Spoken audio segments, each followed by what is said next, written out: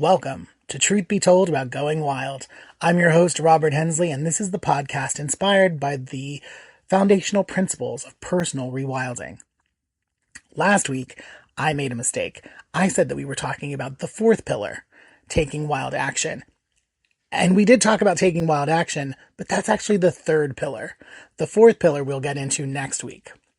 But I wanted to continue to talk about taking wild action, which we discussed as being kind of finding our purpose in the world and accepting that we should be stewards, right? That our job was to provide loving care for our environment.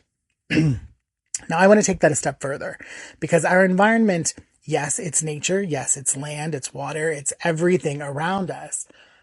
However, it's also about taking care of our community, about taking care of the people around us as well. And so I wanted to present something to you this week that I like to call 3 times 3 times 3. And the point of this exercise, 3 times 3 times 3, is that it's 108 acts of loving care per month, right? So this is what we do, right? Each person chooses 3 small personal tasks, acts of stewardship that they can do 3 times per week, right? Doesn't have to be every day. Could just be doing them Monday, Wednesday, and Friday, or Tuesday, Thursday, and Saturday, or just do them all in the middle of the week, Tuesday, Wednesday, Thursday, right? But then what we do is we gather together a group of friends and family and get 3 of them to commit to doing the same. And if we were to do that, right, we would be creating this cycle of wild action, of stewardship in our community. It starts growing, right? Because then each of those 3 family members, then they go out and they practice this same thing and they each bring in 3 people, right? A little like a pyramid scheme, yes, but for the good of your community and for the good of the environment. Now, once you begin, imagine that if you were to add, say, 2 more tasks per week, right? And you were to engage 3 more friends or family members, that would be 150 weekly acts of loving care, 600 acts per month. So it grows exponentially. The more people that we bring in, the more tasks of stewardship that we decide to do, the more often we do them. But I wanted to give you some ideas of what these everyday acts of stewardship might be, right? So, and we break this down into a couple of little groups, right? Environmental stewardship, things like turning off lights when you're leaving a room, reducing your water usage, recycling, or if you have a compost pile or starting a compost pile, choosing sustainable products and watching how we bring, single-use plastics into our home, planting trees or gardening, spending time outside and really kind of working on creating a pollinator garden or just planting flowers. And then community stewardship. Those are things that, things like volunteering your time at a local shelter or a community center. If you know a neighbor who needs help, helping a neighbor, participating in community cleanups, going outside and picking up trash and helping to beautify your neighborhood not only helps the community, but it's also environmentally helpful. And then we can really kind of also look at personal stewardship and spiritual stewardship.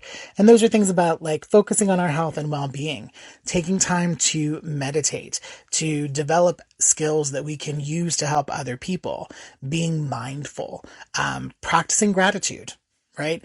Yes, even practicing gratitude, writing in a journal and saying what you're thankful for and putting that out into the universe is a way of showing loving care. And it is a personal act, a small personal act of stewardship. And that all goes a really, really long way. I think that it's really important for us to understand the ramifications, right? So if we, again, something that we can do by ourselves, but also if we join up with other people, if we start building a community around these acts, imagine the difference that it would make to, trails in your neighborhood, city parks. Imagine how it would change just your perspective on life in general. Imagine had the change to your finances. Like, it's amazing what you can see happen when we start to conserve water and power, right? The savings that we see coming back into our pocketbooks can be really astounding. We don't realize how much we use.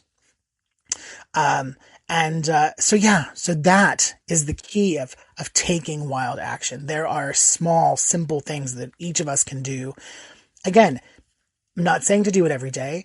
I'm saying 3 times 3 times 3, 3 small acts that you can do 3 times a week, right? Start small and then build, then go wild, really go wild. So yeah, thank you for listening today. And remember, there are 3 opportunities each week for new content from the Truth Be Told family of podcasts on the Club Paranormal channel on YouTube. Tony Sweet with the original Truth Be Told on Fridays, Bonnie Burkert with Truth Be Told Transformation on Wednesdays, and of course, Truth Be Told about going wild on Mondays. And we're all at the same time, 3 p.m. Pacific, 6 Eastern.